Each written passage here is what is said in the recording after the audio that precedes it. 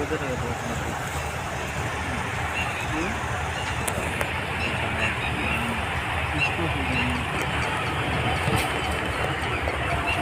और कान खोल दो,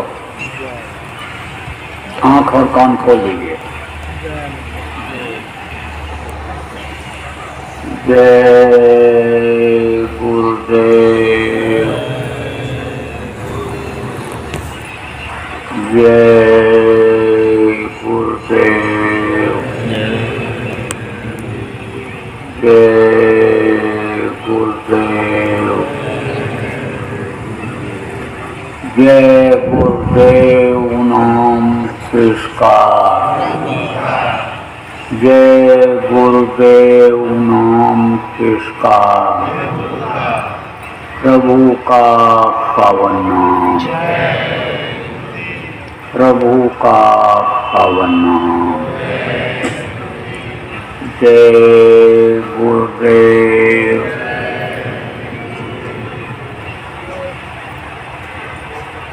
सर्वसमर्थ सर्वत्र स्मरणीय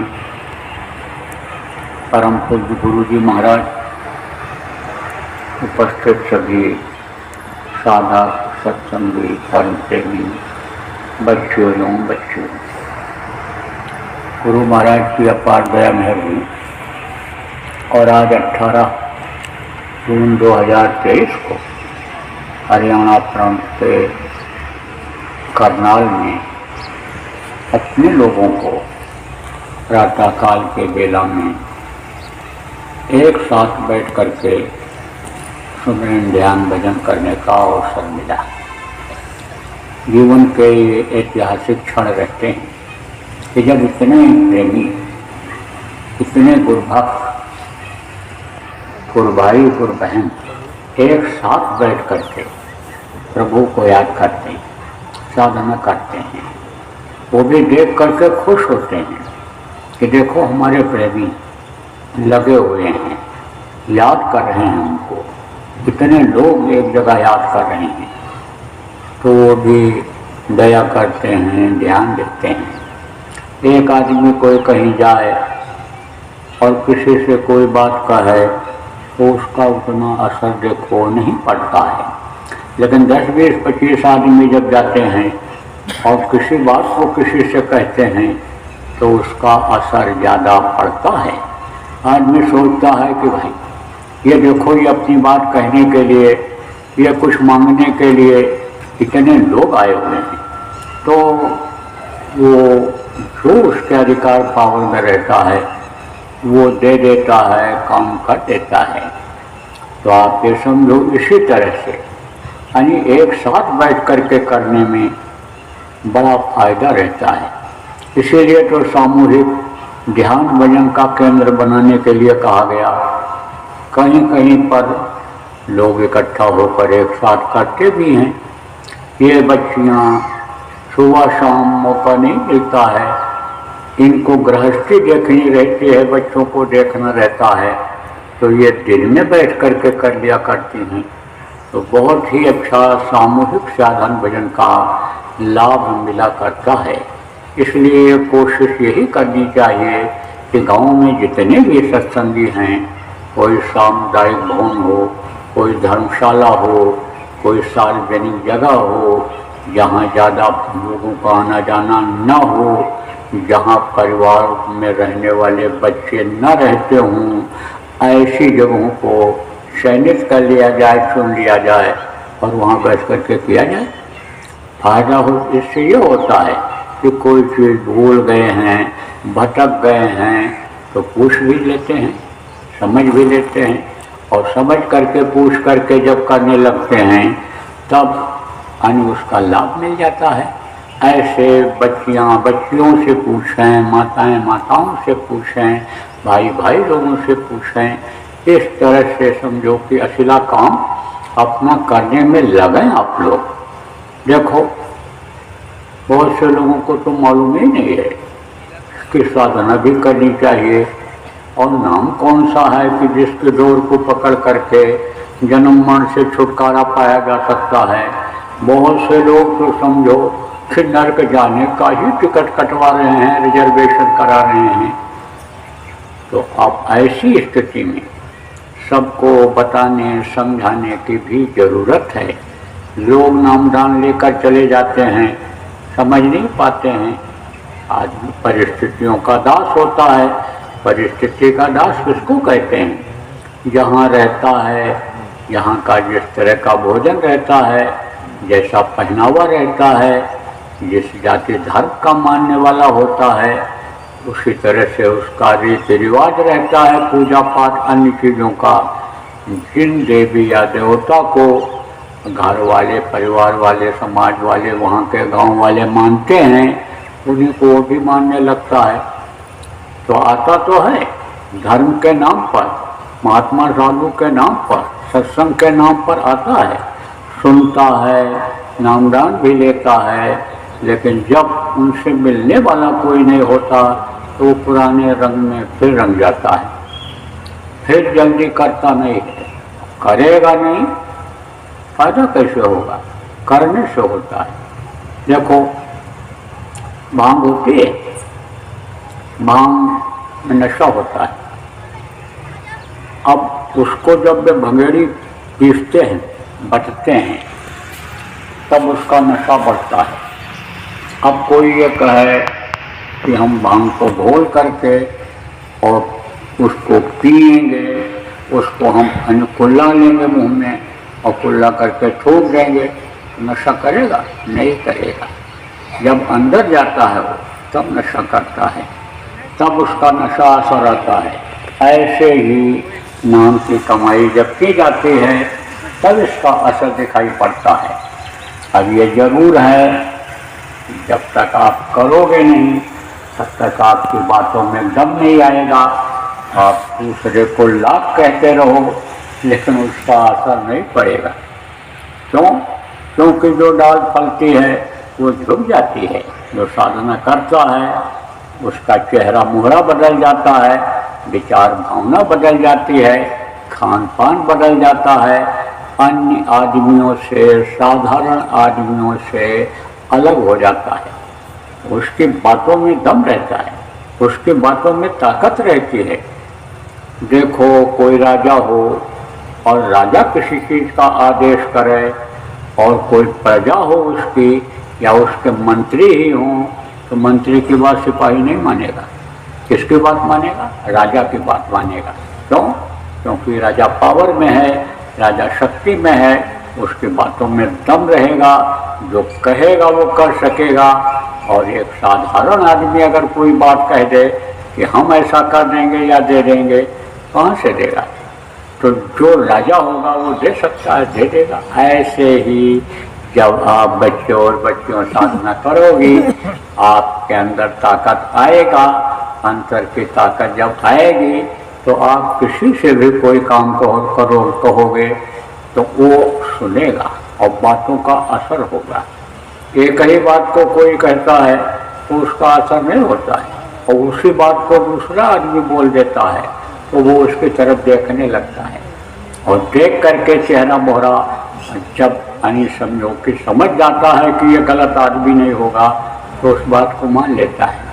इसी तरह से पहले तो आप अपनी आत्मा को जगाओ, पहले तो आप अपना आदत डालो, और जो बराबर ध्यान भजन करते रहते हो, आप उन लोगों को समझाओ जो नए नामदानी हैं, जो पुराने ही हैं नहीं करते हैं, उनको समझाओ कि भाई थोड़ा समय निकालो इसमें, नहीं तो इसी में जीवन खत्म हो जाएगा।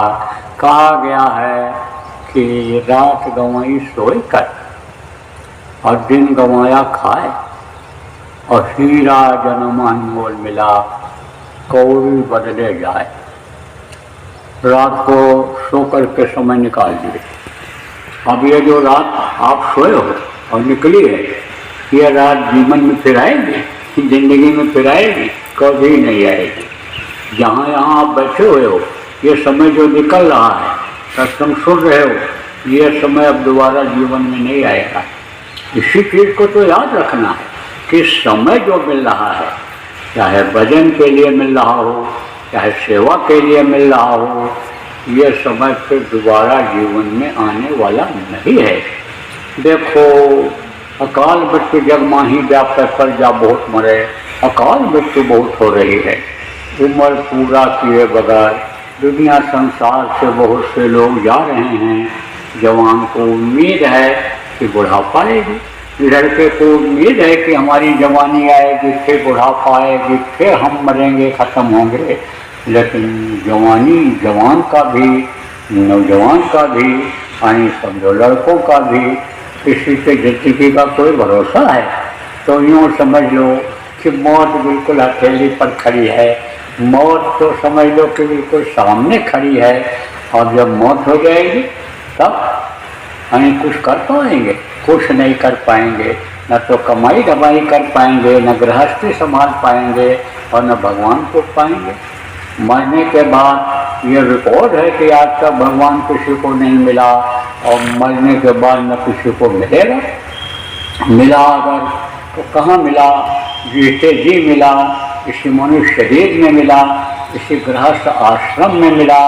बाल बच्चों की सेवा करते हुए आदमी ने जिसने प्रयास किया, गृहस्थ आश्रम में रह करके प्रयास किया, समाज में रहकर प्रयास किया, उनको दर्शन हुआ, उनको देवी देवता मिले, उनके अंदर रिद्धि सिद्धि आई। ये सब इतिहास बता रहा है। तो समझो ये समय निकल जाए। कहते हो कि अब जाएंगे तब हम तैयारी करेंगे, जाएंगे तो लोग लोगों को बताएंगे, समझाएंगे, 2 दिन आराम करेंगे, फिर अपना घर का काम देखेंगे और उसके बाद में हम प्रचार प्रसार करेंगे कि गुरु पूर्णिमा का कार्यक्रम है और गुरु पूर्णिमा में चलो। तो ये समय निकल जाएगा। अब मान लो भगवान न करें, खुदा न करें, यानी तबीयत खराब हो, खुदा न खास्ता भी उसको कहते हैं, यानी दैवी संयोग कहते हैं, तबीयत खराब हो जाए, जुकाम हो जाए, दस्त आने लग जाए, क्योंकि ये शरीर का कोई भरोसा है। ये तो समझो कि कागज का नाव की तरह से है कि जैसे कागज की नाव और कोई खेव है नदी में और कब उसमें पानी भर जाए और डूब जाए, उसी तरह से ये समझो शरीर है, कांच के टुकड़े की तरह से है। ये शरीर गिरा नहीं, जैसे कांच का टुकड़ा गिरा ऐसे अस्तित्व उसका खत्म हो गया। वो कांच टूट गया, टुकड़े टुकड़े हो गए, उसकी कोई कीमत रहेगी? ऐसे ये शरीर धड़ाम से गिर गया तो इसकी कोई कीमत रह जाएगी? ये लेट गया, शरीर बुखार हो गया, दस्त हो गया, बीमारी हो गई, तो कोई सेवा कर पाओगे? समय की कीमत होनी चाहिए और समय के हिसाब से टाइम टेबल अपना बना लेना चाहिए। बहुत से लोग देखो बेकार में समय गंवाते हैं, घंटों मंजन ही करते रहते हैं, घंटों दाढ़ी ही बनाते रहते हैं, नहाने के लिए जाना है तो घूमते रहते हैं, चलें अब चलें अब चलें।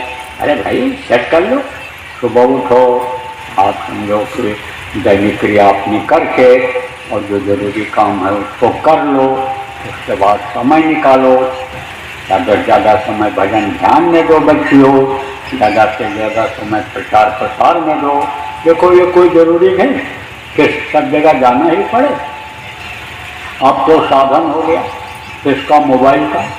अरे तो घंटों बात करना कोई ज़रूरी है कि बाबी जी से, बुआ जी से, मामी जी से, भाई साहब से, सबसे घंटों बात करते रहो। क्या बना रहा, करेला बनाया कि यानी बैगन बनाया कि पराठा बनाया, क्या बनाया, क्या खाया, ये कोई ज़रूरी है? अरे यही पूछो कि कुछ साधन भजन किया कि नहीं किया, और लोगों को शाकाहारी के बारे में बताया कि नहीं बताया, जो संदेश है संगत का उसमें कुछ सहयोग किया कि नहीं किया, यानी समझो यही सब पूछो। तो कम से कम गुरु याद तो आएंगे, कम से कम कुछ परमार्थ में आपका समय लगेगा तो लगेगा। इसलिए समय की कीमत लगाना चाहिए। देखो आप भाग्यशाली हो, आपको मनुष्य शरीर मिला और उससे ज़्यादा भाग्य आपका जगा कि आपको समर्थ गुरु मिले, गुरु महाराज जैसे गुरु मिले, आपको अनमोल नाम मिला, नाम रतन धन, यानी का नाम मिला आपको, रत्न है। रत्न की क्या कीमत है? नाम के डोर अगर पकड़ में आ जाए और ऊपरी लोकों में जाए, अरे तो वहाँ तो बड़ियों और मोतियों के महल बने दिखाई पड़ते हैं। ये देखो जो भी जमीन दिखेगी मणियों और मोतियों की तरह से चमकती हुई दिखती है। ये जो घास फूस दिखता है आपको, जाड़े में बूंदें ऊपर से गिरती हैं, जम जाती हैं, ऐसे देखो जब सूरज निकलता है मोती जैसी दिखाई पड़ती हैं, लेकिन वहाँ तो ये सब रोज का है। यहाँ तो ठंडी के महीने का है, थोड़ी देर का है, धूप निकलती है, वो मोती मोती का पता नहीं कहाँ चलता है, लेकिन वहाँ तो कोई चीज़ खत्म होती नहीं। देखना चाहो देखो, न देखना चाहो न देखो, वो तो बात अलग है, आपकी इच्छा के ऊपर है। जो लेकिन यह है कि जो इच्छा कीन्ही मन माही, गुर प्रताप कर दुर्लभ नाही। जब गुरु की दया हो जाती है, जिस चीज़ की इच्छा करो उसको आप देखो, तो आप ये समझो कि ये कुछ नहीं है, ये दुनिया की दौलत और ये सब चीज़ें कुछ नहीं है, लेकिन कोशिश तो करो। अरे ये चीज़ें बहुत आसान हैं, कोशिश करने की ज़रूरत है। जिस तरह से कमाई करते हो, रुपया पैसा लाते हो, जिस तरह से कोशिश करके खेती गृहस्थी में अच्छी तरक्की करते हो, इसी तरह से कोशिश करो, और नहीं तो ऐसे समय निकल जाएगा। रात सोने का तो सो करके निकल जाएगी, और दिन में देखो खा करके दिन निकाल देता है आदमी, और खाली बैठा है तो मन खाने में ही जगह रहता है, पेट में जगह नहीं है, लेकिन कोई चीज़ मन में आ गई तो खाएगा, तो समय ऐसे निकल जाएगा। हीरा जन्म मिला, इसकी कोई कीमत है? बेमिसाल है ये, इसकी कोई मिसाल नहीं है। ये किसका बनाया हुआ मंदिर है? भगवान का बनाया हुआ मंदिर है। हर कोई इस मनुष्य मंदिर को बना नहीं सकता है। इसके अंदर ऐसे ताने बाने हैं, इसके अंदर इस तरह का सिस्टम है कि कोई इसको बना नहीं सकता है। मूर्ति बना देते हैं, चेहरा मोहरा उसी तरह का बना देते हैं, कपड़ा जैसा आदमी पहनता रहा उसी तरह का कपड़ा पहना करके बना देते हैं। देखने में हूबहू ऐसे ही लगता है कि राजा साहब खड़े हैं, दादाजी खड़े हैं, पिताजी बैठे हुए हैं। देखने में हूबहू दूर से ऐसा ही लगता है कि जैसे आदमी बैठा हुआ है, लेकिन जान कोई भर सकता है उसमें? नहीं भर सकता। बड़े बड़े देखो वैज्ञानिक, बड़े बड़े ज्योतिषी, पंडित, मुल्ला, पुजारी फेल हो गए। कब? कि जब सुख से ये जीवात्मा निकल गई। कब? जब यह धोपनी ऐसे ऐसे जो चलती रहती है और बंद हो गई, धड़ाम से ये शरीर नीचे गिर गया और इसको लोग मिट्टी कहने लग गए। कोई कीमत? अरे इसीलिए तो कहते हैं तेरी हीरा जैसी काया तो जल जाएगी मना, ठाट बाट सब छूट जाएगा, छूटे तेरी यारी, छूट जाएगा धन दौलत, सब छूटे रिश्तेदारी। इस तरह इसीलिए तो कहते हैं सब छूट जाएगा। कब छूटेगा? कि जब पिंजरे से पंछी उड़ जाए। कौन से पिंजरे? कि मनुष्य शरीर को पिंजरा का करके संतों ने समझाया, किसी भी तरह से लोगों के समझ में आ जाए, इस तरह से समझाया कि इसमें जो ये बोलने वाला पक्षी है, जैसे पिंजरे में तोता रहता है बोलता है, ऐसे ये बोलने वाला ये निकल जाएगा, प्राण निकल जाएंगे, प्राण पखेरु उड़ जाएंगे, तब क्या होगा? इस पिंजरे की कोई कीमत रहेगी? कोई कीमत नहीं रहेगी। तो समझो ये समय जो बर्बाद हो रहा है, इसको बर्बाद करने की ज़रूरत नहीं है। लोगों को भी समझाने की आवश्यकता है कि भाई समय मत बर्बाद करो, समय समझो समय की कीमत होती है। टाइम टेबल जैसे बच्चा बना लेता है पढ़ने के लिए, कितनी देर गणित पढ़ेंगे, अंग्रेजी इतनी देर पढ़ेंगे, हिंदी इतनी देर पढ़ेंगे, और खेल करके आ जाएंगे। समाचार भी देश दुनिया में क्या हो रहा है उसको भी देख लेंगे, लेकिन बच्चा किसी काम में उसी में मन थोड़ा लगाए रहता है। जैसे आप मन लगाए रहते हो दुनियादारी की चीज़ में, धन में, मान में, प्रतिष्ठा में, औरत में, पुरुष में, बच्चे में, जैसे आपका मन लिप्त हो जाता है, ऐसे विद्यार्थी किसी भी एक विषय को पढ़ने में मन नहीं लगाता है। वो अपना अलग अलग विषय पढ़ता है, हर चीज़ की जानकारी रखता है, हर विषय को पढ़ता है और स्वास्थ्य को सही रखने के लिए खेल भी खेल करके आ जाता है। और समझो कि आप समाचार भी देख लेता है देश दुनिया, लेकिन टीवी में, उसी में, मोबाइल में हमेशा जो तेज बच्चा होता है नहीं लगा रहता है, और देखा भी समाचार सुना भी तो दिल दिमाग में नहीं रखता है।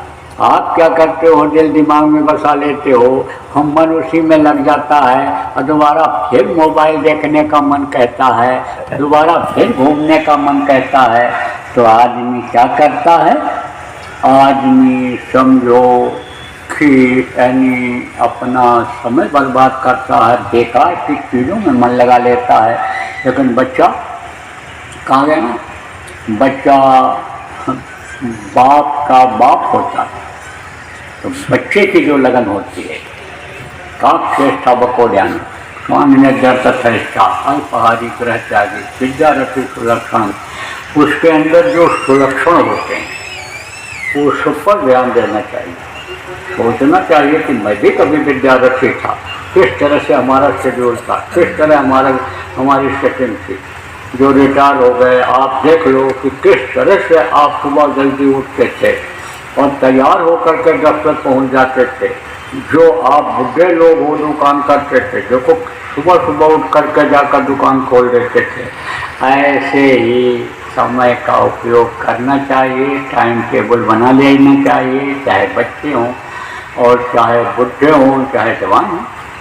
अब बच्चे जो इसमें बैठे हो या आपके जो बच्चे हैं, उन्हीं टाइम टेबल में जो उनका बना हुआ है पढ़ने लिखने, घूमने का, खेलने का, उसी में थोड़ी देर का ध्यान भजन का भी टाइम टेबल में अन्य समय उनके निकलवा दो, बनवा दो, उसी में लिखा दो कि इतनी देर तक नामधुनी बोलेंगे, नामधुनी बोल करके और फिर पढ़ने बैठेंगे और सुमिरन करेंगे 15 मिनट, 14 मिनट, जो भी समय लगे, 16 मिनट, इसमें अन्य सुमिरन करें और उसके बाद इतनी देर ध्यान लगाएंगे, भजन करेंगे। तो ध्यान में क्या होता है, मन को रोकना रहता है और पढ़ाई में भी मन को रोकना रहता है। बहुत पढ़ते चले जाओ और रटते हुए चले जाओ, लेकिन भूल जाते हो, बच्चे भूल जाते हैं। कब? जब परीक्षा देना होता है। तो क्या करते हैं जो दिमागी बच्चे हैं, जहाँ किताब में लिखा रहता है या जो नोट बनाए हुए रहते हैं, मास्टर बोलते हैं वो लिखते चले जाते हैं, उसको देखते हैं, मन लगा के पढ़ते हैं। तो अपने पढ़ाई की बात बता रहा हूँ, जब मैं पढ़ता था तो एक लड़का टॉप किया था यूनिवर्सिटी में, 1 नंबर पर वो था। और कौन से विषय से किया था? इतिहास से। तो इतिहास में लिखना बहुत पड़ता है, जितने ज़्यादा लिखते हैं उतने ही ज़्यादा नंबर मिलता है। तो उससे मैंने पूछा, भाई साहब आप इतिहास में कैसे टॉप किए, हिस्ट्री में आप टॉप कैसे किए? बोला, जब मैं पढ़ता था तो मेरा मन वहीं पर लगा रहता था, और अगर 18 लाइन उसमें लिखी हुई है, 16 लाइन लिखा हुआ उस पेज में, तो एक के बाद दूसरी, दूसरे के बाद तीसरी लाइन हमारे दिमाग में आती रहती थी। जो मैं पढ़ता था मन लगा करके, वही बिल्कुल सामने ऐसे आता जाता था कि यही चीज़ इसमें लिखी है। और जब सब एक पन्ने की लाइनें ख़त्म हो गईं और दूसरा पेज जब आया तो page number 16, page number 17, page number 18 ये हमारे दिमाग में आ जाया करता था। और मैं एकदम से ऐसे उसी को देखता रहता, लिखता जाता, एकदम दिमाग में वो रहता था। तो मन लगा करके जब पढ़ते हैं तो दिमाग में वो चीज़ आ जाती है, वो भर जाता है। और मन लगा करके ही ध्यान भी लगाया जाता है, मन लगा करके सुमिरन भी किया जाता है, मन लगा करके भजन भी किया जाता है। तो देखो जो जवान होते हैं बुढ़े होते हैं, दिल दिमाग उनका ताज़ा रहता है, कोई चीज़ उनको बताओ याद हो जाता है। 80 वर्ष के बुढ़े कोई स्मरण शक्ति कम हो जाती है, हाथ पैर आँख कान सब कमज़ोर हो जाते हैं, ढीले हो जाते हैं, तो उनको कोई चीज़ जल्दी याद नहीं रहती है, लेकिन इनको याद हो जाती है। तो आप समझो कि यानी इसमें भी मन लगाया जाता है, उसमें भी मन लगाया जाता है। इसीलिए ये देखा जा रहा है कि नौजवान जो भजन करने लग जाते हैं, सुमिरन करने लग जाते हैं, उनको ज़्यादा जल्दी फायदा मिलता है। और वो बच्चे जो सुमिरन ध्यान भजन बराबर करते हैं, पढ़ाई में भी उनका मन लगने लगता है और अच्छा नंबर पाते हैं। कितने ऐसे बच्चे हैं कि जो अच्छे अच्छे पदों पर चले गए। उदाहरण के तौर पर आप अगर कोई कहोगे, 2-4 बच्चों का नाम मैं बता दूंगा, तो देखो आपके बच्चों का भविष्य किसके ऊपर है? आपके ऊपर है। आप उनको जो चाहो बनाओ, आप उनको चाहो लायक बनाओ, चाहो नालायक बनाओ, आप उनको तरक्की कराओ, कलेक्टर कमिश्नर बनाओ, आप उनको पढ़ा करके चपरासी भी ना बना पाओ, कुछ न कर पाओ, ये आपके ऊपर है। तो आप अपना पहले मनोबल ऊंचा करो, अपना वो काम करो कि जिसको बच्चे देख करके करने लग जाएं। यह भी देखा जा रहा है कि जिस घर में पूरा परिवार सुमिरन ध्यान भजन करता है, उसके बच्चे भी उसी तरह करने लग जाते हैं कि जैसे आपके घर में जो कोई व्यापार होता है, बच्चा पढ़ता भी है लेकिन व्यापार की भी बहुत सी जानकारी वो कर लेता है। तो ये सब देखा देखी होता है, ये असर ऐसा होता है, जो भाषा देखो जिसके यहाँ बोली जाती है वही भाषा वो बच्चा भी सीख जाता है। कोई पैदा होते ही यूनिवर्सिटी विश्वविद्यालय में पढ़ने जाता है, वो कि स्कूल में जाता है, तो बहुत कुछ तो माता पिता से और परिवार से ही सीखता है। इसलिए आप लोगों को बच्चों पर ध्यान रखने के लिए अपनी आदत उस तरह की बनाने की ज़रूरत रहेगी। देखो अक्सर जो देखा गया कि बिगड़े हुए लोगों के बच्चे बिगड़ ही जाते हैं। व्यापारियों के बच्चों की रुचि व्यापार में ही लग जाती है, अधिकारियों के बच्चे अधिकारी ही ज़्यादातर बनने की इच्छा व्यक्त कर लेते हैं, पढ़ाई करते मेहनत करते अधिकारी बन जाते हैं। तो कहने का मतलब सब मिला करके यही है कि आप भी आदत डालो ध्यान भजन सुमिरन का, उसका असर परिवार वालों पर पड़ेगा, बच्चों पर पड़ेगा, अगल बगल के लोगों पर पड़ेगा, समाज के लोगों पर पड़ेगा। हाँ पे देखो दुश्मन लोग क्यों हो जाते हैं? दुश्मन हो जाते हैं कि जो दुनियादार हैं वही काम सत्संगी भी करने लग जाते हैं और उन्हीं में दुश्मनी हो जाती है। लेकिन अगर वो सत्संगी अन्य दुनियादारों से अलग रहेंगे तो दूसरे लोग भी अगर परेशान करेंगे तो अगल बगल के लोग कहेंगे, अरे भाई भगत आदमी को क्यों परेशान करते हो? दुष्ट को ही समझाएंगे, दुष्ट को ही मनाएंगे, दुष्ट को ही सजा देंगे, आपका फेवर करेंगे। लेकिन आप अपने वसूल से अलग हो जाते हो, अपने सिद्धांत से अलग हो जाते हो, आप अपने गुरु पर नहीं भरोसा रखते हो, गुरु की बातों को भूल जाते हो, इसलिए परेशानी आपके सामने आ जाती है। अभी मैं ये कहूँ कि आपका मुकदमा ख़त्म करा दूंगा, आपका लड़ाई झगड़ा ख़त्म करा दूंगा, कितने ऐसे लोग यहाँ पर हो तो भी हाथ उठाने लगोगे, कई लोग हाथ उठाओगे। अब वो परेशानी जो कहते हो मुकदमा चल रहा है और जो कहते हो कि हमको परेशान कर रहा है, ये परेशानी आई कहाँ से आई? वो परेशानी जो आपने पैदा किया, उस परेशानी को आप भी दूर कर सकते हो। तो देखो सब मिला करके तो ये समझो कि हमको यही कहना है कि मंत्र महामन विषय व्याग के, ये जो महामंत्र आपको मिल गया, जो नामदान मिल गया, उसके लिए आप सुमिरन ध्यान और भजन करो लगातार। उससे आपके शरीर के अंदर में शक्ति आएगी, ताकत आएगी, और शक्ति ताकत जब आ जाएगी तो जहाँ भी आप हाथ डालोगे वहीं कामयाब रहो, दुनिया भी बनेगी और दीन भी बन जाएगा। अब है तो ये कठिन काम, क्यों? क्योंकि यह मन जहाँ लग जाता है उधर ही जाता है, मन जिधर लग जाता है वही काम कराता है। तो ये पहले तो किया नहीं, अब ऊपर पड़ रहा है, जबरदस्ती पड़ रही है, और कोई किसी को कहने वाला घर में भी नहीं रहेगा कि तुमने किया कि नहीं किया। बच्चे को मुँह पुचकारती है, नहलाती धुलाती है, स्कूल जाने के लिए कहती है, नहीं जाता दांत फटकार लगाती है, लेकिन कोई भी माँ अपने बच्चों को कहती है कि तुमने सुमिरन किया कि नहीं किया, खाने के लिए बैठ गए, नाश्ते के लिए बैठ गए, तुम जय गुरुदेव नाम की ध्वनि बोले कि नहीं बोले, कोई कहती है? कैसे कहेगी? और कहेगी भी तो उसका क्या असर पड़ेगा जब खुद नहीं बोलेगी, खुद मुँह से जय गुरुदेव नाम नहीं लेगी। अगर जय गुरुदेव नाम हर जबान पर आने लग जाए, हर के जबान पर, प्रत्येक के जबान पर आने लग जाए, तो बच्चे भी जय गुरुदेव नाम बोलने लगेंगे। देखो, इसमें आप कई तरह के भगवान को मानते हो, कई तरह के नाम को आप लेते हो भगवान का।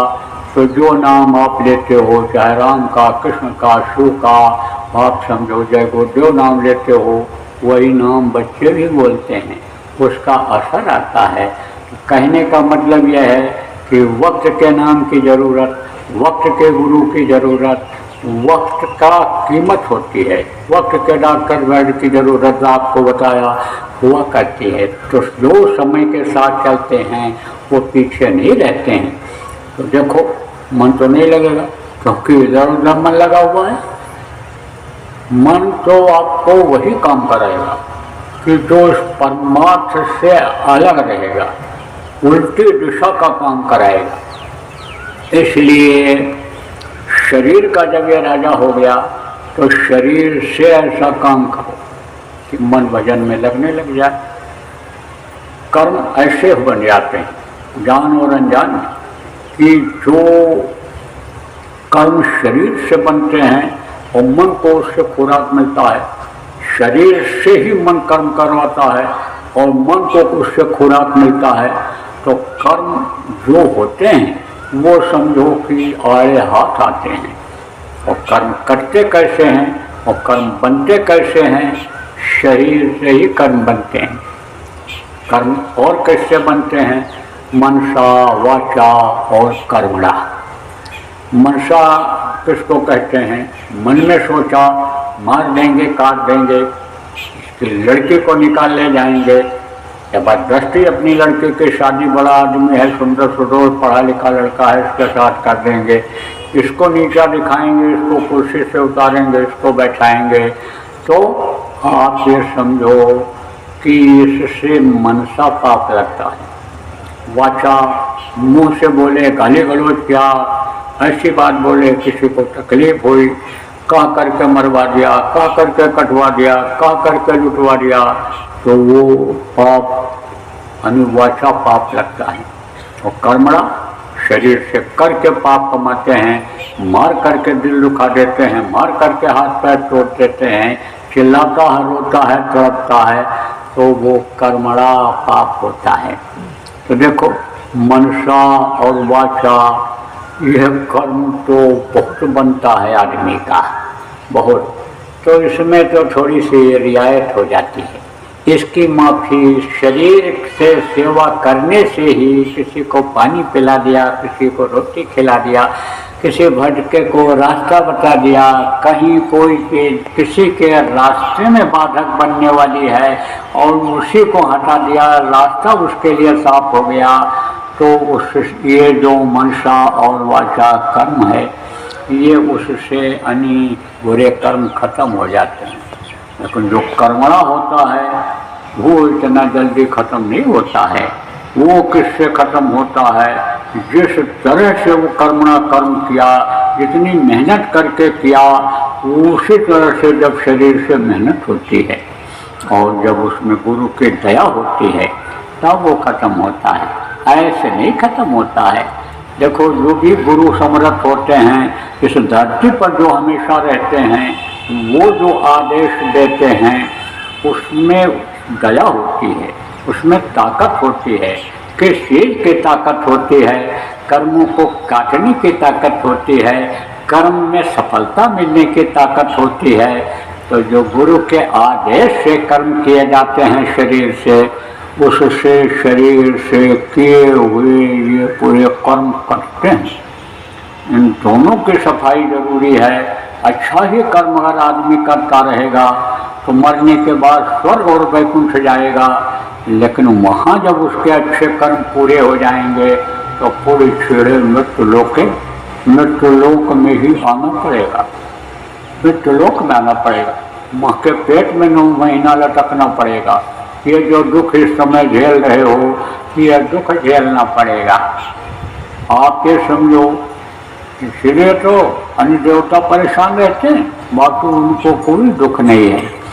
और बुरा कर्म करता है आदमी तो नरकों में जाता है, मार पड़ती है, काटा जाता, सड़ाया जाता, गलाया तपाया जाता है। तो समझो ये दोनों बाधक। ये समझ लो कि एक लोहे की बेड़ी है और एक सोने की बेड़ी है।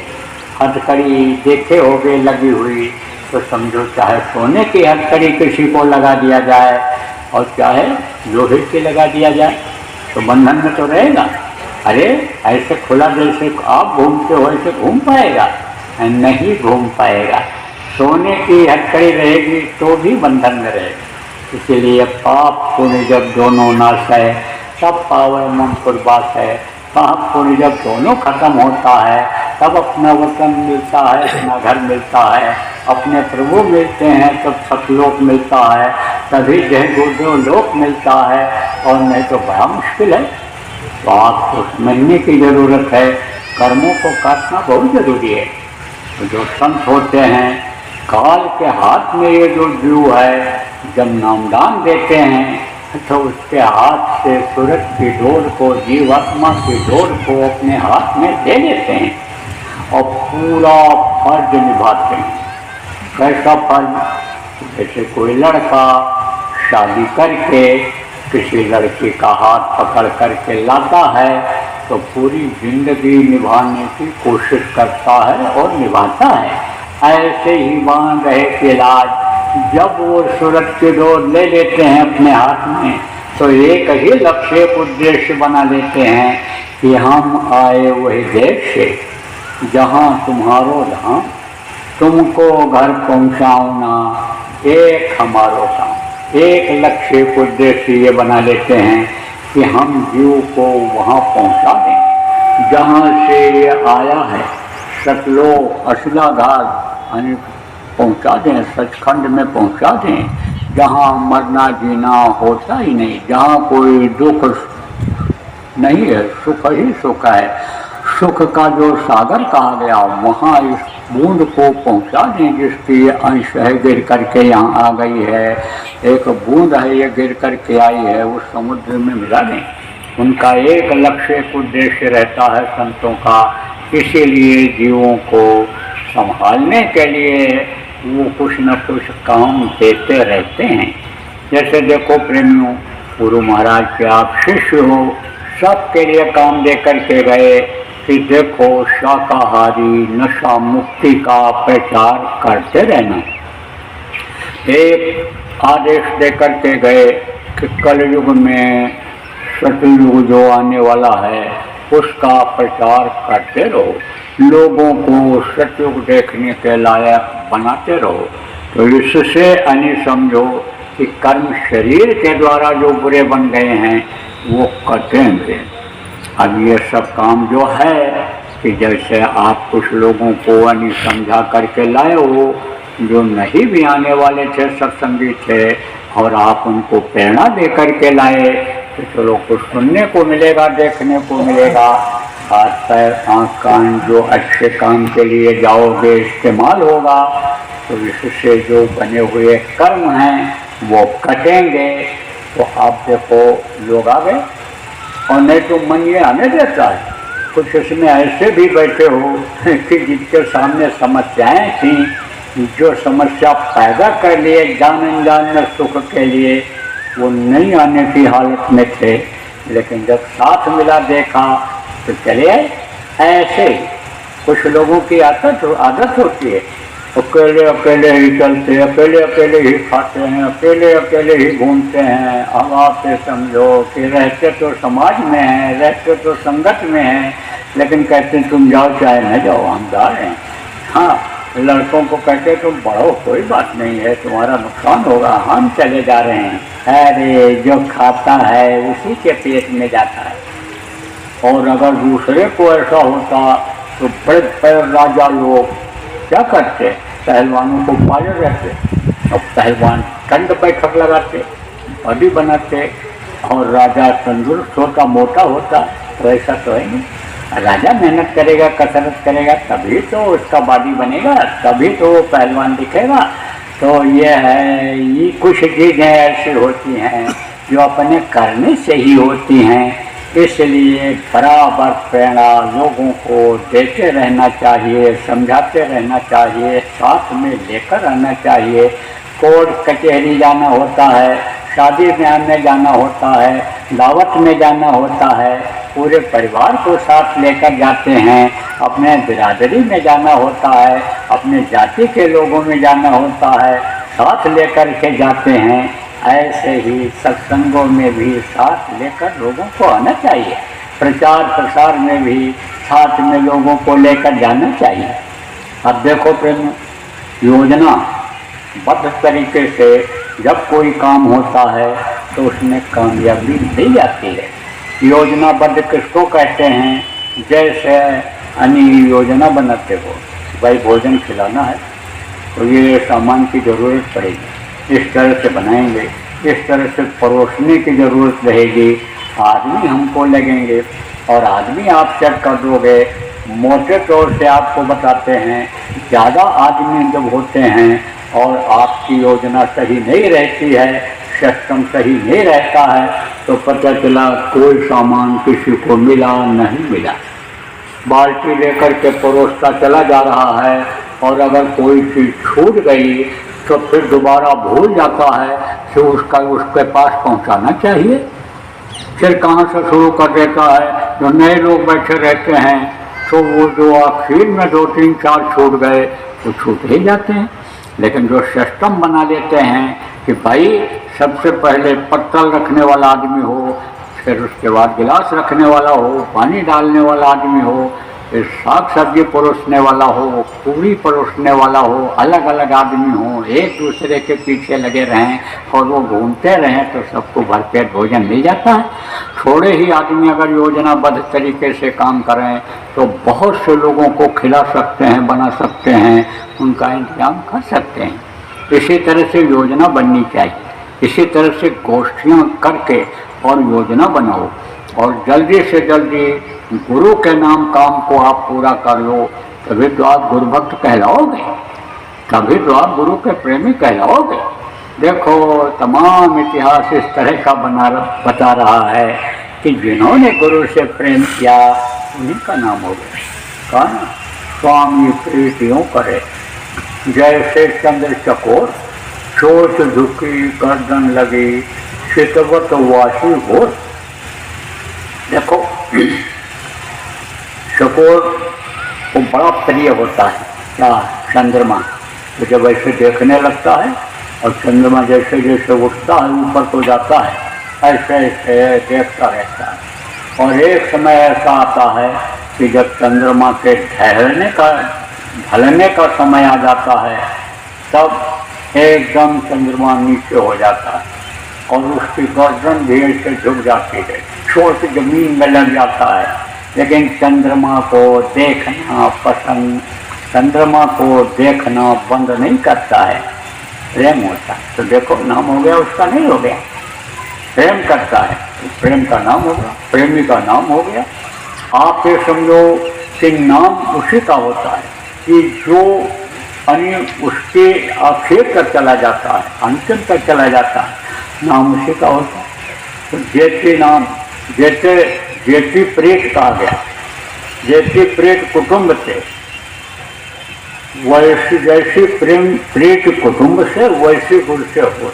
अगर जितना प्रेम बच्चों से करते हो, पति से करते हो बच्चियों, पत्नी से करते हो, माता पिता से, सास ससुर से, परिवार वालों से, रिश्तेदारों से करते हो, उतना ही प्रेम अगर गुरु से कर लो तो कम से कम गुरु याद तो आएंगे। देखो माँ होती है, बेटा होता है, माँ होती है, बाप होता है, आता है, पूरा निगरानी करता है, कौन बच्चा कहाँ है, क्या काम हुआ क्या नहीं हुआ, माता भी देखती है, छोटा बेटा खाया कि नहीं खाया, कहाँ सोया है, कहाँ गया है, ऐसे तो नींद में जमीन पर तो नहीं सो गया, बगैर बिछाए तो नहीं सो गया, तो अनि समझो चारपाई की रस्सी उसके बदन में चुभने लग जाए तो ध्यान रखती है माँ, परिवार के लोग ध्यान रखते हैं। ऐसे जैसे बच्चे याद रहते हैं, जैसे परिवार के लोग याद रहते हैं, ऐसे ही अगर गुरु याद रहें, जो भी खर्चा बच्चा हम परिवार पर करते हैं, एक आदमी पर करते हैं, उसी तरह से गुरु को भी अपना परिवार अगर मान लें तो कोई दिक्कत आए? कोई दिक्कत नहीं आए। गुरु के निमित्त अगर हम कुछ निकालने लग जाएं, गुरु ऐसे शरीर से आकर तो नहीं खा सकते, लेकिन जैसे एक खुराक यानी समझो कि परिवार वाले के लिए खुराक निकालते हो, ऐसे गुरु के लिए बच्चों ये खुराक निकालने लग जाओ। बच्चों को कपड़ा पहनाते हो, गुरु के निमित्त अगर आप कपड़ा के लिए ही निमित्त निकालने लग जाओ, कपड़ा तो अभी सब देने लग जाओ तो कितना कपड़ा हो जाएगा, लेकिन निमित्त अगर कुछ निकालने लग जाओ कि भाई हम सूट बनवा रहे हैं, कपड़ा हम हमारे लिए बच्चों के लिए बन रहा है, तो चलो भाई कुछ गुरु के निमित्त भी निकाल दें ना। 4 लाख रुपया 5 लाख रुपया का कोट बनवाते हो, सूट बनवाते हो। अमेरिका में मैं गया था तो समय हमारे पास था, तो बोले कि चलो थोड़ा घूमने आओ। हमने कहा चलो भाई, पैर भी हमारे सीधे हो जाएंगे, पैदल चलने मिलेगा। अरे बोले इतना बड़ा माल है कि आप थक जाओगे, बड़े बड़े माल वहाँ, ये जो सामान बिक्री वाले हैं, थक जाए आदमी उसमें, ट्राली में भर भर करके सामान सब बाहर ला पाते हैं, हाथ में ला भी नहीं पाते, इतना दूर है। तो मैं जब गया तो देखने लगा, मुझे तो कुछ लेना देना था नहीं, तो जब मैं देखने लगा तब तक परिवार के उनके और लोग थे, तब तक वो एक लड़का गया, कई साल पहले की बात है, और कोट पहन करके आ गया। तो हमने कहा ये तो कहाँ पा गया? तो बोला खरीद लाया। कितने का मिला? 3 लाख का, भारतीय मुद्रा का 3 लाख का कोट पहन के आया। तो मैं कहा कोट तुम्हारे पास नहीं था? अरे था, लेकिन पसंद आ गया तो ले लिया, पसंद आ गया तो कोट ले लिया। अब आप समझो कि इतना माने समझो होते हुए भी और आदमी खर्च कर देता है, तो आपको समझने की ज़रूरत है कि भाई निमित्त अगर कुछ निकलने लग जाए, गुरु के निमित्त निकलने लग जाए, तो गुरु का मिशन पूरा करने में जो भी दिक्कत आती है, कैसे हो कि सेवा नहीं दे रहे हैं, कैसे करें, नहीं आगे बढ़ पाते हो, सेवा की भरमार हो जाएगी नहीं हो जाएगी। देखो अपना घर बनाने में कितना खर्चा करते हो, हानि पेट ही नहीं भरता है उसकी सुंदरता बनाने में कि समझो संतुष्टि नहीं होती है। कोई कहा झाड़ फंडूस लगा दो, कोई कहता है ये विदेशी चीज़ें लगा दो, तो कोई कहता है ऑटोमेटिक दरवाज़ा कर दो, और खर्च करते चले जाते हो। लेकिन गुरु के नाम पर अरे समझ लो कि 4 कमरा परिवार वालों के लिए बनवा रहे हैं, 1 कमरा का खर्चा गुरु के नाम पर ही लगा दें, और गुरु महाराज का मंदिर जो हरियाणा प्रांत में ही है, आपके बावल में बन रहा है, वही सुंदर सुडौल बन जाए, तो उससे किसका नाम होगा? घर में आपका नाम नहीं होगा, और नाम भी होगा तो बहुत बढ़िया घर बनवाए हैं, गांव वाले ही जान पाएंगे, आसपास के लोग जान पाएंगे। लेकिन आप सब प्रेमी लोग मिलकर के अगर सुंदर से सुंदर उसको बना दो, मजबूत से मजबूत बना दो, देश दुनिया के लोग देखने के लिए आने लग जाएं, देश दुनिया के लोग मत्था वहाँ पटकाएं और लोगों को फायदा हो, तब नाम किसका होगा? आपका नाम होगा नहीं होगा? अरे आपके नाम को कोई ख़त्म नहीं कर पाएगा। जिसके लिए ये सब कर रहे हो कि हम रहेंगे, तो दरवाज़ा उसमें क्यों लगाते हो अपने घरों में? अरे उसी दरवाजे से एक दिन आपको लोग बाहर कर देंगे, कब्जा कर लेंगे। यही नाती पोता नहीं रहेंगे, नाती पोता लड़के तो परिवार के लोग कब्जा कर लेंगे। वो भी अगर नहीं होंगे रिश्तेदार, नहीं तो दबंग लोग उसमें रहने लग जाएंगे, तो आपका नाम खत्म हो जाए। लेकिन जो गुरु के नाम के लिए आप करके जाओगे, ये होगा प्रेमियों के सहयोग से बना था। तो कहने का मतलब यह है कि ये सब ये एक योजना होनी चाहिए, क्योंकि हर आदमी हर चीज़ को समझ नहीं पाता, कर नहीं पाता है। तो योजना जब बन जाती है तो उसके अंतर्गत आदमी काम करता है। देखो, करने वाले से कराने वाले की कीमत ज़्यादा होती है। तो जो समझदार हो, जो जानकार हो, जो बूढ़े बुजुर्ग हो, अनुभव वाले हो, हर तरह का संगत में काम है, पढ़े लिखे हो, कंप्यूटर वाले हो, कोई ट्रेनिंग किसी चीज़ के लिए हो, बिजली का काम जानते हो, प्लम्बर का काम जानते हो, लकड़ी का काम जानते हो, तो आप सब लोग अगर समझो कि काम करने लग जाओगे, कराने वाले इसी में से तैयार हो जाएंगे, तो अभी देखो बहुत जल्दी परिवर्तन हो जाएगा। फिर तो चुटकी बजाने में ही सतयुग का नज़ारा दिखाई पड़ने लगेगा। इसलिए आप योजना बनाओ, आप गोष्ठी करो। 1 नंबर काम, 2 नंबर काम, 3 नंबर काम क्या है संगत का, उसमें आप तन से मन से बच्चों की परवरिश से जो भी धन आपको बचा है, धन से सेवा करो कि जिससे आपको हर तरह का लाभ मिल जाए। तन की सेवा का मिल जाए, मन की सेवा का मिल जाए और धन की सेवा का लाभ मिल जाए। और इस सेवा से आपके जो कर्म हैं वो कर्म कर जाएं, निष्कर्म हो जाओ और निकल चलो अपने अमर लोक, अपने अमर देश में चले चलो। जुगिया रम चलो देशवा बिराना है, ये दूसरे का देश से निकल चलो। निकलने का यही एक रास्ता है सेवा का और भजन का, इसको आप पकड़ो। और जो जिम्मेदार लोग हो, आप बैठ कर के योजना बनाओ। जिनको अकल दी है प्रभु ने, गुरु के दया से पढ़ाई लिखाई आपने किया है, उसका आप इस्तेमाल करो, उसको आप लोगों को बताओ, योजना बनाओ। जीवन में जो भी अनुभव है जिससे गुरु का काम नाम आगे बढ़े, उसको आप बताओ, योजना बनाओ और योजनाबद्ध तरीके से आप काम करो। तो देखो, ज़्यादा समय आपका नहीं लूँगा, आप अपना जैसा मैंने बताया इन बातों को पकड़ो, इनको भूलो मत। वैसे बताया था ना कल कि पल्ला झाड़ के वो चला जाता था। हाँ जी सेठ, तो पल्ला झाड़ के मत जाओ और सुनो, समझो, अपनी बात एक दूसरे को बताओ, जो नहीं समझ पाए उनको समझाओ। यह भी एक सेवा है शरीर की। तो बोलो जय गुरुदेव। ज़्यादा समय नहीं लूँगा क्योंकि अभी 10 बजे से लोकतंत्र सेनानियों का सम्मान समारोह है और उसमें भी आपको बैठना रहेगा। तो आप अभी अपनी दैनिक क्रिया करोगे और ये काम जो भी बता दिया, ये तो एक्स्ट्रा काम आपके लिए हो गया, अलग से हो गया। क्या गोष्ठी करने वाला, तो अब आप अभी गोष्ठी करोगे तो उसमें भी आपका समय जाएगा। तब तक जब तैयारी शुरू हो जाएगी तो समय ये आपका 10-11 बजे तक का व्यस्त समय है, इसलिए ज़्यादा समय आपका नहीं लूँगा। बोलिए जय गुरुदेव।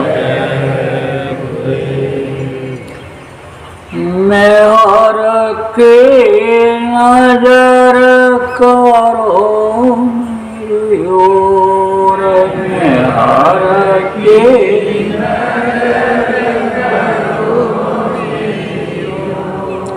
दया के नजर करो मेरी ओर, दया की नजर करो मेरी ओर। सजना तुम्हें निहारूं सतगुरु, निसजन तुम्हें निहारूं जैसे चंद्र चकोर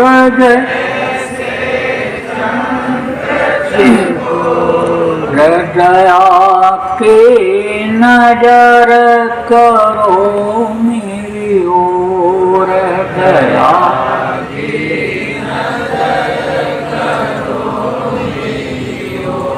जान कौन भूल हुई तन से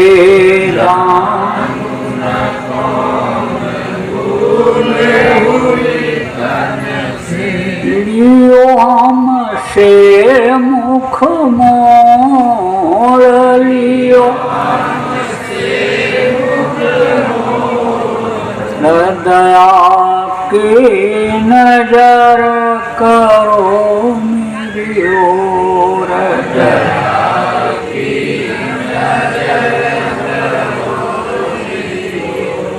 बालक जानी चूक बिसराओ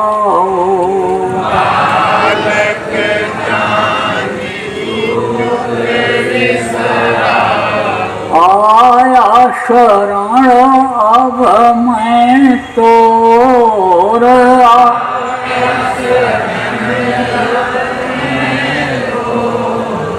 दया की नजर करो मेरी ओर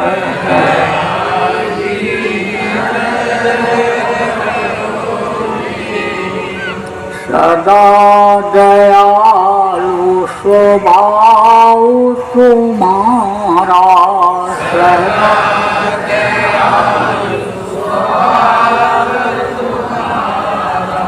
मेरी बेरिया कसबऊ कठोर मेरी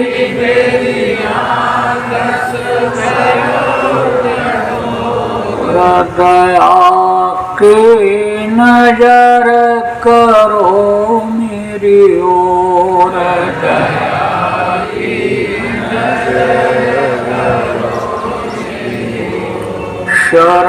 शरणागत की लाज न राखो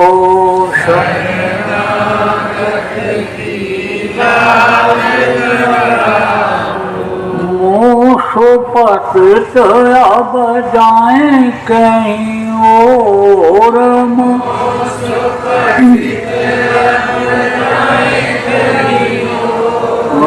दया की नजर करो मेरी ओर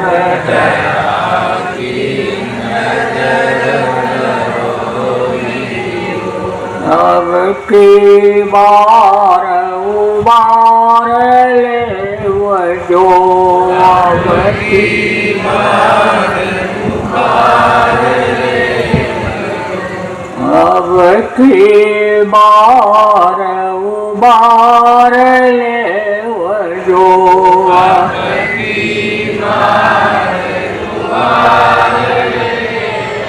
फिर नजर पग यही मगोर बेरन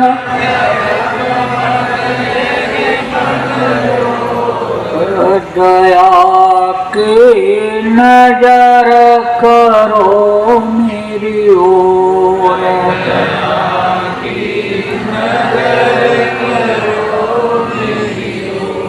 हर की नजर करो मेरी ओर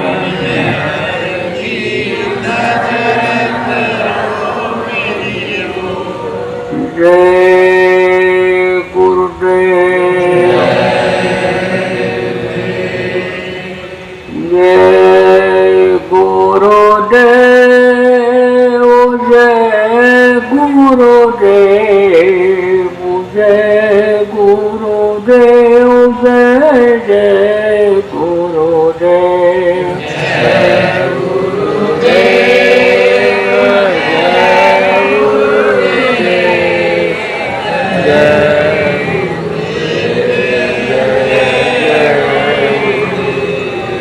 जय गुरुदेव जय गुरुदेव जय गुरुदेव, जय जय गुरुदेव, जय गुरुदेव, जय गुरुदेव, जय गुरुदेव, जय जय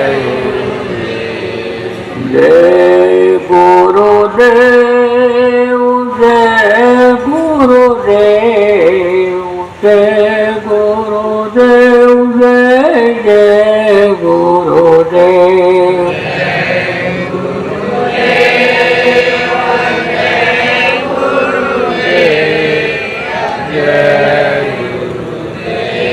जय जय गुरुदेव, बराबर इसी तरह से नाम ध्वनि सब लोग बच्चों और बच्चियों बोलते रहना, बच्चों को बुलवाते रहना।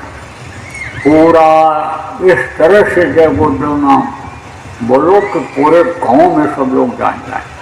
जब देखो तब जबान पर निकले जय गुरुदेव, कि जय गुरुदेव मैं करो काम को। और चाहे वो हंस करके बोलेंगे, मस्खरी में बोलेंगे, चाहे वो खुश होकर बोलेंगे, दुखी होकर बोलेंगे, तो जय गुरुदेव नाम तो अपना असर जताएगा जताएगा। गुरु महाराज ने बताया बात सत्संग कि मैं ट्रेन में बैठा हुआ जा रहा था, बहुत पहले की बात है। तो गुरु महाराज से एक आदमी ने पूछा, वहीं बैठा था, कि आप जय गुरुदेव हैं? तो नहीं बोले गुरु महाराज। अरे जय गुरुदेव प्रचार करते हैं? हाँ मैं तो करता हूँ, प्रभु का नाम बताता हूँ। बोला मैं तो जय गुरुदेव नहीं बोलूँगा, मैं तो कभी जय गुरुदेव नहीं बोल सकता हूँ। अरे बोले बोल तो रहे हो जय गुरुदेव, अब और कैसे बोलो? चाहे अच्छे भाव में बोल रहे हो, चाहे गलत भाव में बोल रहे हो, लेकिन आपसे लोग जय गुरुदेव बोले होंगे, जय गुरुदेव नाम के बारे में बताए होंगे, तब आपके अंदर विरोध पैदा हुआ है। तो आपको बताऊं, एक गिलास में आप दूध भर दो, एक गिलास में पानी भर दो, एक गिलास में खून भर दो, और उसमें एक एक रुपए का सिक्का डालो, तो पानी वाले में से पानी निकलेगा, दूध वाले में से दूध निकलेगा, और खून वाले में से खून निकलेगा कि दूध निकलेगा? खून निकलेगा। ऐसे जिसके अंदर गंदगी भरी होती है, वो गंदी चीज ही निकलती है। लेकिन वो किसके लिए कहता है? बहुत से लोग देखो पहले, अब तो वो बात नहीं है, गाली देकर जय गुरुदेव बोलते थे, और बाद में बोलते बोलते उनको सद्बुद्धि आ गई, और वही लोग गुरु महाराज का पैर छुए, वही लोग प्रचारकों का पैर छुए, और बोले मैंने बहुत गलती किया, मैं बहुत जय गुरुदेव वालों को गाली दिया। उन लोगों ने कहा आपकी गलती नहीं है, आपके कर्म ऐसे थे कि आपके मुंह से ऐसी चीज़ें निकली, और ये जय गुरुदेव बोलने से आपके कर्म कट गए।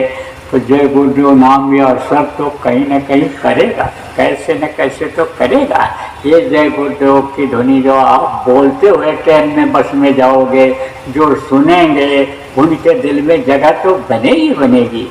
इसलिए बराबर आदत डालो। देखो नाचो तो कहते हैं आंगन टेढ़ा नहीं देखना चाहिए, नाचो तो खुल के नाचो। तब फिर जब बोलो तब ये न शर्माओ कि हम बढ़िया कपड़ा पहने हैं, हम मुखिया हैं, हम समाज के मुखिया हैं, हम गांव के मुखिया हैं, पंच हैं, प्रधान हैं, हम सरपंच हैं, ये न देखो। आप जब जय गुरुदेव नाम से प्रेम करोगे तो प्रेम में आप देखो कोई नाम किसी का रख देता है, चाहे लड़का का, चाहे पति का, चाहे पत्नी का, उसको बोलने में संकोच नहीं करता है। इसी तरह से जब प्रेम करोगे जय गुरुदेव नाम से तो कहीं भी संकोच आपको बोलने में नहीं होगा। आदत डालो, सब लोग आदत डालो, फिर आपको देख करके ही लोग जय गुरुदेव बोलने लगेंगे। गुरु महाराज ने जब टाट पहनाया तब गुरु महाराज के टाट पहनने की वजह से लोग बाबा कहने लग गए। तो हमें तो कहा आओ बाबा बैठो बैठो, बैठाते थे। मैं भी टाट पहनता था। जब नामदान देने को हुआ तब गुरु महाराज ने उतरवा दिया, हुक्म दिया अब इसको उतार दो, और जैसा ये बताया ऐसा कर लिया, पहन लिया। तो कहते थे बाबा बैठो, बताओ जय गुरुदेव कहाँ हैं? नहीं कहते थे जय गुरुदेव आओ बैठो, जब टाट पहनने लगे आओ आओ जय गुरुदेव बैठो, तो उनको जय गुरुदेव कहते थे। किसको? टाट वालों को। तो कहे आओ आओ जय गुरुदेव बैठो, बैठे। तो गुरु महाराज ने सत्संग में कहा कि हम तो बाबा जी रह गए, जय गुरुदेव तो तुम हो गए। आवाज पे समझो कि वाणी में शक्ति आ जाती है और वही शक्ति काम करने लग जाती है। कहते हैं ना कि जैसे धोखे में भी निकसे नाम, अगर नाम धोखे से भी मुंह से निकल जाए तो वो धन्य होता है जिसके मुंह से नाम निकलता है। अपने लड़के का नाम नारायण रख दिया था, उस समय नारायण नाम में शक्ति थी, प्रभु का नाम अनि समझो कि कसाई और ऐसे लोगों का इतिहास ये भरा पड़ा है। इसलिए जय गुरुदेव नाम को कभी मत भूलना, बोलते ही रहो, जय गुरुदेव नाम का प्रचार ही करते रहो। और अगर लोग आपको जय गुरुदेव कहने लग गए बोलते बोलते तो समझ लो इज्जत कभी बढ़ जाएगी। इतना विश्वास हो गया आप लोगों को कि ये जय गुरुदेव वाला है, गलत नहीं होगा। और गलती भी करता है तो सजा में जब मिल जाती है तब फिर बोलने लग जाता है, वो गलती नहीं करता। गुरु महाराज कहा करते थे जब जय गुरुदेव नाम का प्रचार कम था, प्रचार करते थे तब कहते थे देखो कोई काम न बनता हो, जय गुरुदेव बोल करके जाओगे, 2 आना 4 आना से लेकर तुम्हारा काम बन जाएगा। बीमारी हो, तकलीफ हो, दवा न फायदा करती हो, जय गुरुदेव नाम बोल करके अनि दवा खिलाओगे, कुछ न कुछ फायदा हो जाएगा। चैलेंज के साथ कहते थे कि 106 डिग्री बुखार चढ़ा हुआ है, जय गुरुदेव नाम बोल करके दवा पिला दो, बढ़ा के लटा दो तो समझो 101 डिग्री रह जाएगा, 5 डिग्री बुखार 1 घंटे के बाद कम हो जाएगा। लेकिन ये भी कहा करते थे कि जय गुरुदेव नाम बोल करके चोरी करने के लिए, व्यभिचार करने के लिए, कत्ल करने के लिए जाओगे तो उसी समय उसी दिन पकड़े जाओगे, बच नहीं सकते हो। तो जब गलती करते हैं जय गुरुदेव नाम बोल करके, जय गुरुदेव वाले के नाम पर जब ठगी करते हैं, फायदा उठाते हैं, जब अपनी हविष पूरी करते हैं तो सजा मिल जाती है। तो कैसे सजा मिलती है? शरीर से ही गलती करते हैं, दिल दिमाग काम नहीं करता है। आप ये समझो हाथ पैर में तकलीफ होती है, अंग कटते हैं, ये बहुत सी तकलीफें झेलनी पड़ जाती हैं। गुलाबी पहन करके ठगी किया तो समझो कि पकड़े भी जाते हैं जब तो मार पड़ती है और धन भी चला जाता है।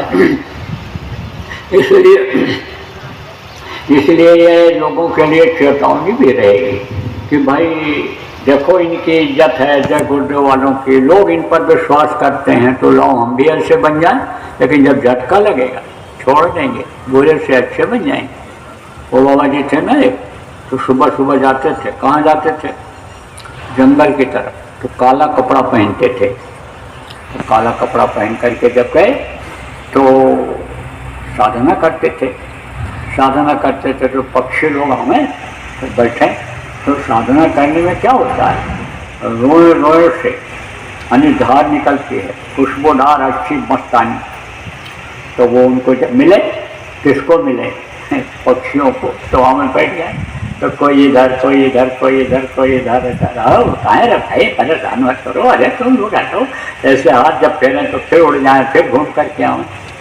तो एक था बहेलिया था। तो बहेलिया ने सोचा काला कपड़ा पर ही अब मोहित होते हैं पक्षी, जैसे सांप भी इनको सुन करके और आ जाता है, बाजा सुन करके आ जाता है, ऐसे काला कपड़ा देख करके ये पक्षी आ जाते हैं। तो हम भी काला कपड़ा पहन करके चलें। अब काला कपड़ा पहन करके जब गए तो देखा तो पक्षियों ने, लेकिन उसके शरीर से जो मांस खाने की बदबू थी वो पसीने से निकल रही थी।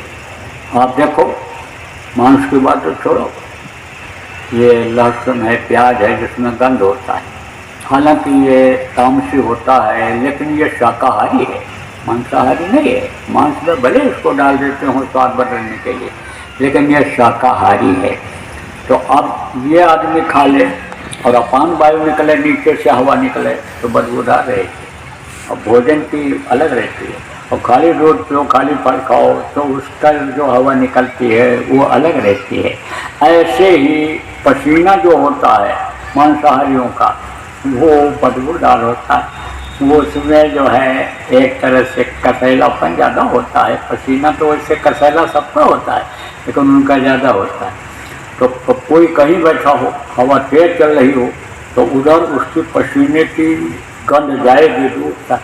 ऐसे ही हवा के जरिए जब उसकी गंध गई पक्षियों के नाकों में तो वो उड़ उड़ करके भगने लगे, बजाय आने के उड़ उड़ करके भगने लगे और दूर कि बहेलिया कहीं ऐसा न हो तीर छोड़ दे, शिकार कर ले, मारे जाए।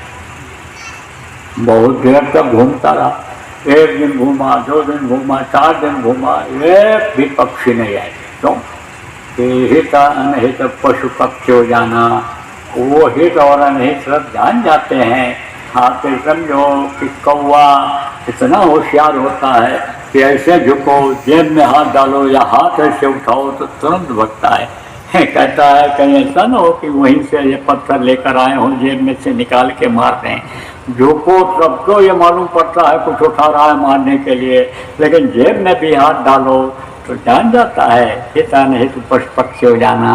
तो समझ जाते थे कि ये बहेलिया है, पकड़ेगा खाएगा। और नियत भी उसकी यही थी कि हमारे ऊपर बैठेंगे, पकड़ के दबा लूँगा, फिर जेब में डालूँगा। ऐसे नोट ऐसे गर्दन को पकड़ करके मरोड़ देते हैं, उसी समय निर्दयी होते हैं। ये नहीं मालूम जो गल काटे और का अपना राह कटाए, साहब के दरबार में बदला कहीं न जाए, एक दिन बदला देना पड़ेगा। ये नहीं सोचते हैं। तो मलूक सोई पीर है, जो जाने पर पीर, जो पर पीर न जानिया सो काफिर पे पीर। पीर वो है कि जो दूसरे के दर्द को समझता है, नहीं तो वो काफिर है जो दूसरे के दर्द को नहीं समझता। तो वो पक्षी एक नहीं आए। सब बाबा जी से पूछा कि आपके पास क्यों आते हैं? अरे बोले नियत के बारे में उनको भी पता है। जो आदमी जा रहे थे तो एक आदमी ने देखा ऐसे आँखा ऐसे उसकी तरफ, और दूसरा फिर गया, उसके भी मन में कुछ आया। तो तीसरा आदमी था, बोला भाई सही सही बात बोलो कि तुम दोनों के मन में क्या आया। तो उस समय लोग झूठ नहीं बोलते थे। तो कहा कि ये जब देखा मुझे तो कहा कि ऐसा लगा कि अगर हमारा चले तो हम इसको जीते जी निकल जाए। और कहा तो तुम्हारे मन में क्या आया उसको देख के, उसके चेहरे मोहरे को देख करके। तब कहा मैंने चेहरे मोहरे को देखा, आँखों को देखा, तो मेरे मन में आया कि इसके पैर पर पैर रख करके एक पैर पकड़ करके फाड़ दूँ इसको। तो ऐसे होता है। कहते हैं कि आप हमसे कितना प्रेम करते हो? बोले जितना तुम करते हो उतने हम भी करते हैं।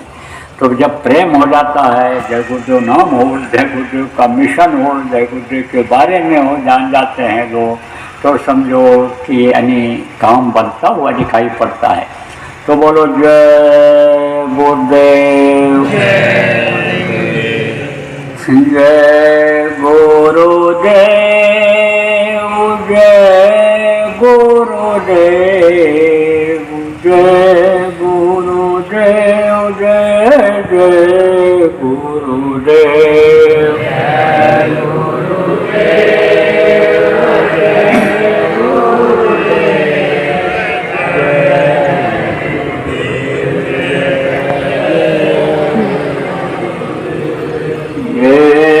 गुरुदेव, जय गुरुदेव, जय गुरुदेव, जय जय गुरुदेव, जय गुरुदेव, जय गुरुदेव, जय